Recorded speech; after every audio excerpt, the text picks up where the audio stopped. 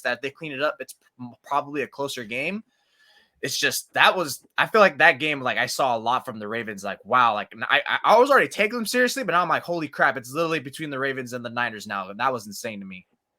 And the Ravens players, they were even saying, right, that they felt disrespected by that line.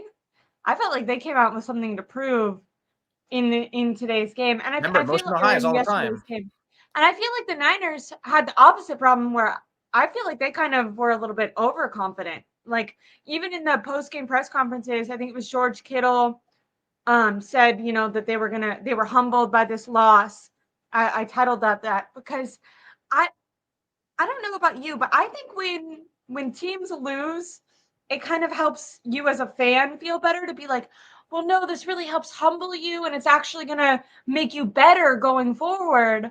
But I think that's just a way to like repackage a really messy, sloppy game that was not only full of turnovers by Brock Purdy, but full of penalties on both sides of the ball. I think calling it humbling and being like, we're going to learn from this.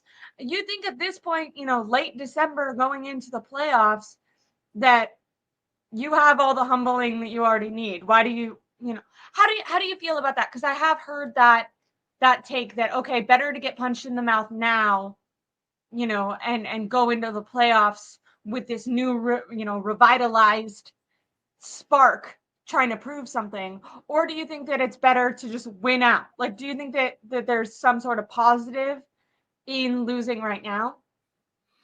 I think it's because it's against the Ravens. That's why, because remember this was pretty much a Super Bowl preview. That was one of the hypes and stages that made this game so great. And the fact that it was on Christmas, prime time, all that such. So yeah, I think in that sense, yeah, it's cool. But where I think it's where that humbling loss turns into crap and loses its luster is if, okay, how do they look against the Commanders and now the Rams and stuff? And plus, I think we can even give credence to your thought, like maybe they were overconfident because I mean, hell, just now before I hopped on, I wrote about how Kyle Shanahan explained why they played Jason Verrett, which to me was so freaking weird. I'm like, why are you So playing weird. him You and I talked about this. right now? And he mentions like, oh, that was the plan, 5 to 8 plays or 4 to 8 plays, whatever. But I'm like, yes, but read the situation of the damn game. You're losing. Your defense hasn't been that great. And it'd been one thing if you were winning and you're looking good and like you're playing, but like that at that time, that was kind of an arrogant move on Kyle Shanahan's play, which 1,000% that's a move on Kyle Shanahan. It was not like Wilkes controls it. He's like, probably get Ambry out of there, which I was so confused. So unless there was like a hidden like really injury that put him out there, which it doesn't seem to be the case because he confirmed today that was the plan to get him out there. It wasn't an Ambry thing. It was just we liked what we saw in practice. So that was a very arrogant move to me. It's like, no, we could stick Verrett in there against the Ravens and we'll be fine because it's us, baby. Like, that's how I kind of took it. Like, geez, bro, get off your freaking. And that's the thing that we saw after the Cowboys game. Like, you're on the 5-game winning streak. You just beat down this team, and now you're thinking like you're hot. You're the hot shit now. Like, oh, I'm the Mr. Popular in school now. So it's like, okay, bro, like this, like you need to get chin checked, and this is probably their chin checking. And who better to do that than the Ravens? Because I mean, if this has happened to a weaker team, this would be like a lot more questionable, but maybe it might be like because I think about this loss. Everyone keeps mentioning 1994, like to the Eagles, or whoever the hell they lost to. And I'm like, shoot, I'm thinking about most recently 2019 when they lost to the Falcons at home, because I know the Falcons weren't a great team at all at that point, but you're at home. It's December, you lose. I mean, you didn't lose by beat down, but it was very disappointing how you looked in that game. And at that point, that's what created making week 18 for the 49ers or week 17 at that time a very pivotal matchup going into Seattle. And now you're kind of in the same boat where week 18 against the Rams at home is going to be probably pivotal for you to win the number 1 seed. So I think humbling loss, like it only loses its luster if you go out and like you look like nothing against the Commanders, because now it's kind of tricky. You're going cross country short week. I mean, I think they'll be fine because the Commanders look pathetic. They pretty much have 1-2-3 Cancun a month ago, but I think that's where it's good for now, but we'll check back again in a week and let's see if that was crap or not. I completely agree. I don't like the idea that this is somehow, it's a good loss. I think even though I was interested in the rust versus rest debate, I think if they could have won against this Ravens game, and then even if they didn't rest their players week 18, not having that pressure to like push players that might be injured. We're going to go over injury updates, but in a minute.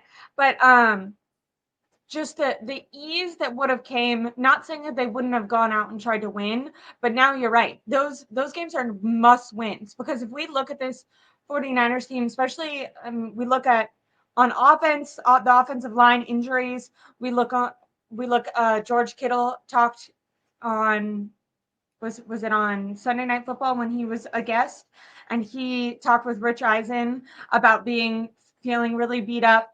And then we look at the defensive side of the ball, all the missed tackles that Fred Warner and Dre Greenlaw are doing. Same thing, the defensive line on that side.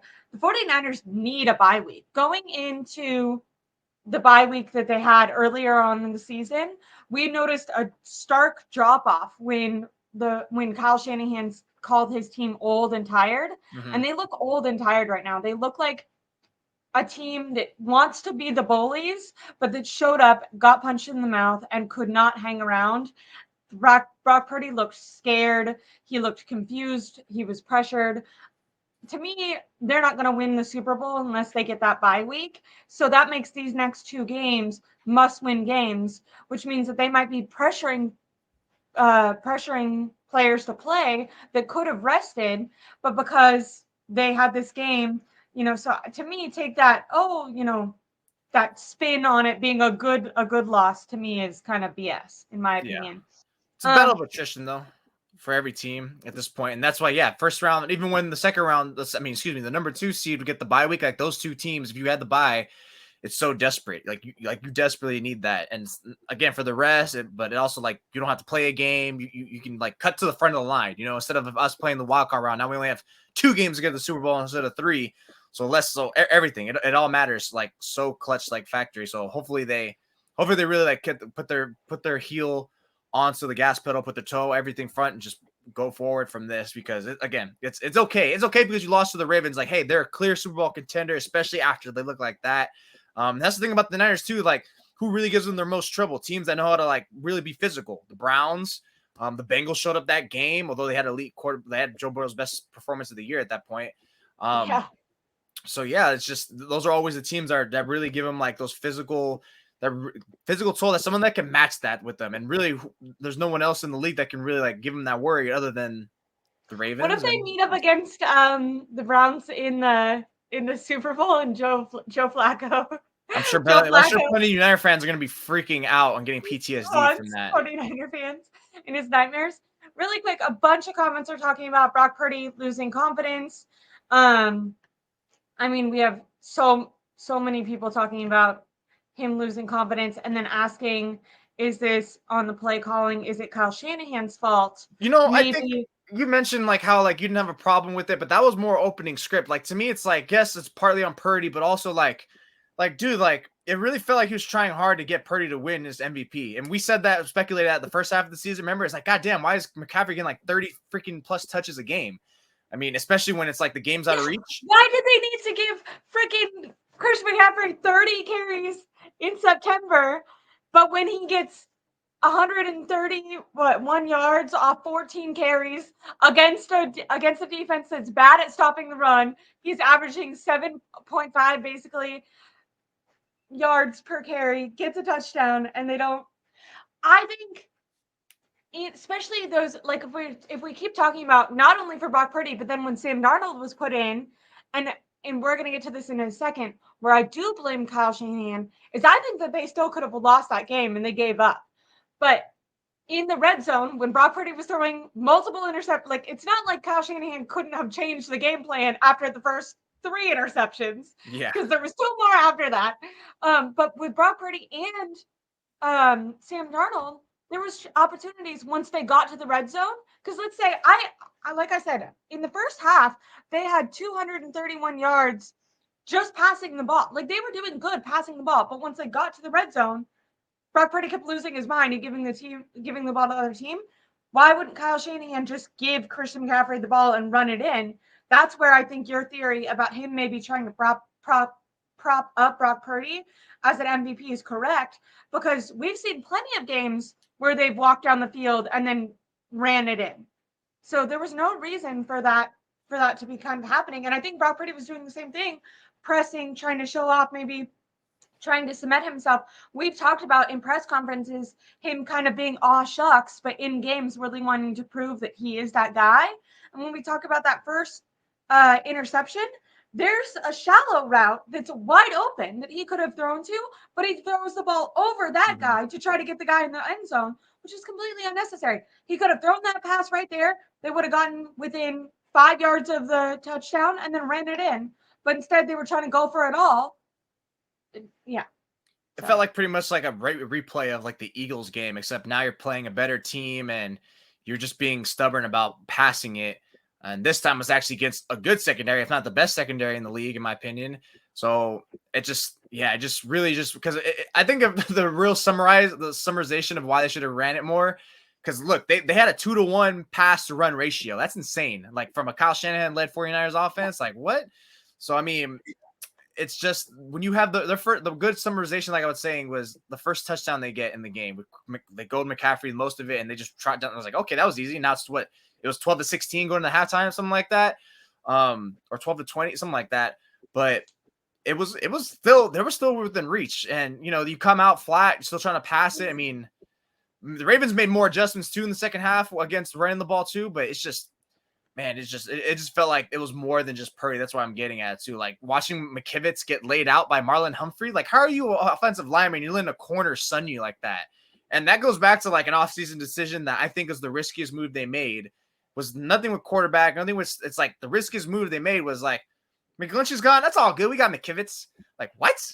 We got McKivitz, bro. Your right guard situation. You were platooning them. Like that alone already makes your right side like questionable and weak. And now you're going to go ahead and platoon the right tackle? Like, okay, because like my thing was always like, hey, maybe McKivitz will be fine regular season-wise because ultimately they have so much talent that they can coast through the regular season and into the playoffs well. But in those highly intense matchups, when you're facing more playoff caliber elite pass rushes and just ultimately better defenses, what are you going to do then? McKivitz is going to get exploited like crazy. So now it's just everything just coming, like all the weaknesses are coming or rising to the top at this point. And makes it more of a critical situation why you need that first bite. It's more than just rest. It's just like, hey, avoid one more opponent we don't have to see, so they get less exposure, more times that we can concoct ways to get away from this guy. I wanted to, because you touched on this, that the game was within reach after halftime. And I felt like this was the turning point